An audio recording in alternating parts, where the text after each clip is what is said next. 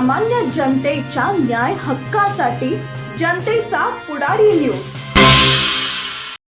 जिल्हा परिषद सदस्य अनिल भाऊ देसाई यांची पंचायत समिती प्रशासनासोबत सकारात्मक चर्चा। ग्रामसेवक युनियनच्या लेखी आश्वासनानंतर ग्रामपंचायत कामगार सेनेचे आंदोलन स्थगित।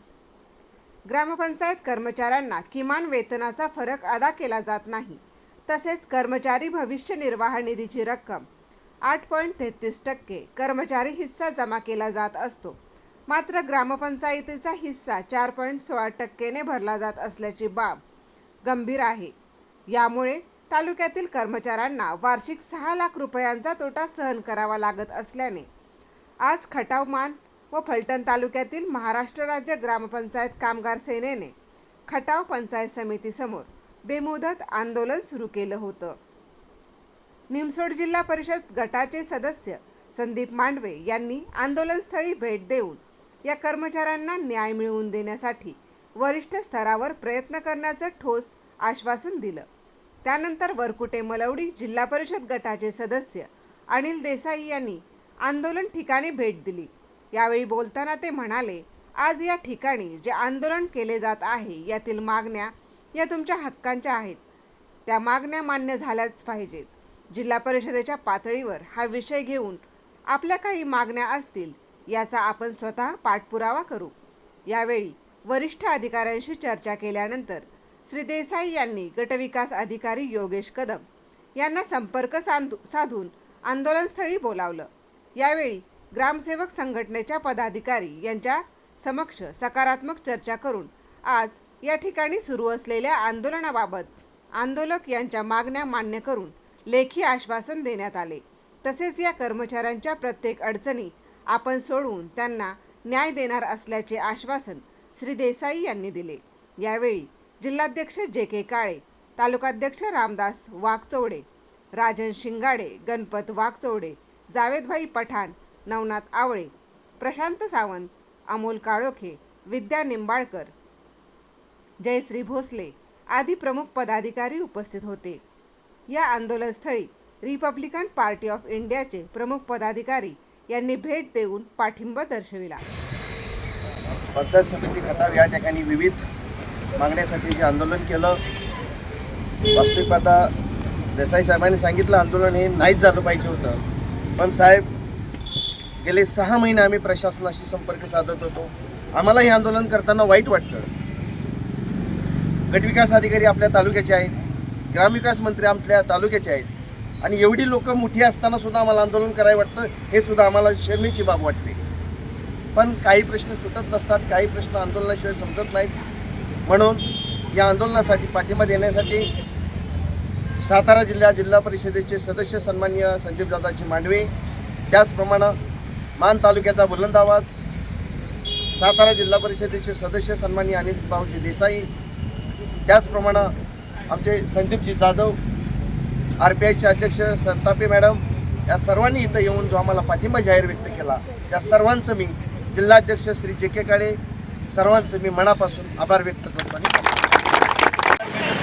मी आजच आम्ही सातारा जिल्हा परिषद राहणार साहेबांना भेटून तुमच्या सगळ्या मागण्या मी त्या ठिकाणी अशा पद्धतीनं आमच्या तालुका, मान तालुका आणि फलटण तालुका या 3 तालुक्यातील सर्व ग्रामपंचायतीच्या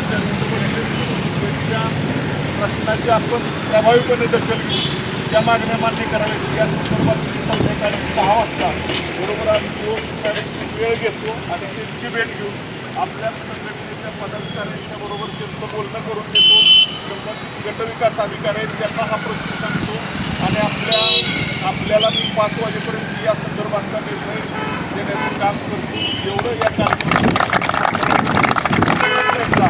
आपल्या सर्वांना या गावगाड्यामध्ये काम करत असताना आपण मगाशी मी तुम्हाला सांगितलं की सर्वात जवळचा माणूस कोण वाटतो माणसाला, तर ग्रामपंचायत कर्मचारी।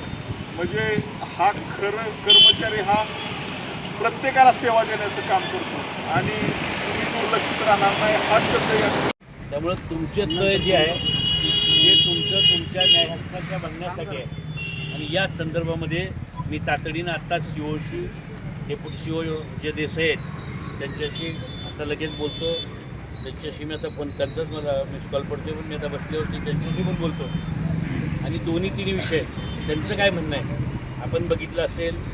त्या साध्या साध्या गोष्टी आहेत आणि खरं तर तुम्हा सगळ्या कर्मचाऱ्यांना एवढ्या छोट्या गोष्टीसाठी मोठी काही त्यांची मागणी पण नाही, एवढ्या छोट्या गोष्टीसाठी तुम्हाला इथं रस्त्यावर बसायला लागायला नाही पाहिजे होतं, पण जे बसावं लागले हे सुद्धा आमच्या दृष्टीनं सगळ्या आम्ही लोकप्रतिनिधी म्हणून घेत असेल तर आमच्या दृष्टीने हे अत्यंत लाजिरवाणी बाब आहे. तुम्हाला लाज नाही वाटली पाहिजे, आम्हाला लाज वाटली, तुम्हाला इथं बसावं लागतं एवढ्या छोट्या गोष्टीसाठी. आणि या साध्या साध्या गोष्टी या पूर्ण करण्याच्या दृष्टीनं मी तातडीनं शिवंशी आणि डेप्युटी शिवंशी आता बोलतो. जे काही विषय सोडवण्यासारखे असतील ते सोडवण्याचा अत्यंत प्रामाणिकपणे मी तुमचा प्रतिनिधी प्रयत्न करेन. आणि जर मग शेवटी लक्षात ठेवा, मला माहिती आहे या राज्याचे ग्रामविकास मंत्री R.R. पाटील होते, माहिती आहे ना, आपण R.R. पाटील होतो. R.R. पाटील आम्ही जेव्हा पाण्याच्या आंदोलनात जायचो तेव्हा आबा आपण यायचे तिथे आणि आबा भाषणात नेहमी म्हणायचे हे शासन सरकारी नेहमी गेंड्या एका तरीच असते, त्याला दोन्ही आहे. म्हणजे जसं रडल्याशिवाय आपल्या बाळाला भूक लागली आईला सुद्धा कळत नाही, तसं रडल्याशिवाय आणि रस्त्यावाल्याशिवाय यांना पण कळत नाही की यांचं काय मागणं आहे. आणि सरकार हे नेहमी गेंड्याच्या कातडीत असतं, त्यांना समजावून सांगून नाही ऐकलं तर मग गेंडे कातडी कशात पडायला लागते तुम्हाला माहीत आहे. आणि खटाव तालुका हा क्रांतिकारांचा तालुका आहे म्हणून तर बघा ना अख्ख्या जिल्ह्यात राज्यात कोण बसलेलं आहे, पहिल्यांदा तुम्ही बसले. हा क्रांतिकारकांचा तालुका आहे, हा खटाव तालुका. त्यामुळे खटावमधनं लागलेली क्रांतीची ज्योत अख्ख्या महाराष्ट्रातल्या सगळ्या तुमच्या कर्मचाऱ्यांचे प्रश्न संपवल्याशिवाय राहणार नाही.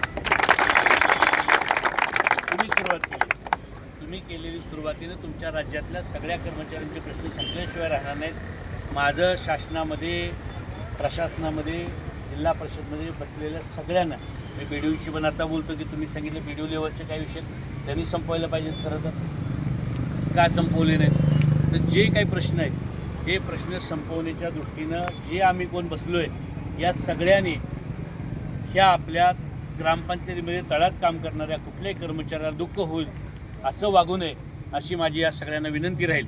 तातडीनं अत्यंत छोटा विषय आहे आणि आजच्या आज संध्याकाळपर्यंत सुद्धा या लोकांना बसून दिलं नाही पाहिजे असं त्यांनी करावं आणि आजच्या आज तुमचा निर्णय करून तुम्हाला आजच्या आज उठवायचं काम त्यांनी केलं पाहिजे. या दृष्टीनं मी पण प्रयत्न करतो.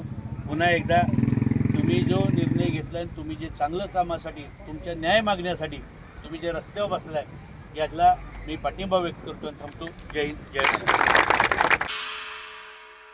सामाजिक, सांस्कृतिक, कृषी, शैक्षणिक क्षेत्राबरोबरच खास राजकीय क्षेत्रातील रोजच्या नवनवीन घडामोडी पाहण्यासाठी जनतेचा पुढारी न्यूज लाईक करा, शेअर करा, सबस्क्राईब करा.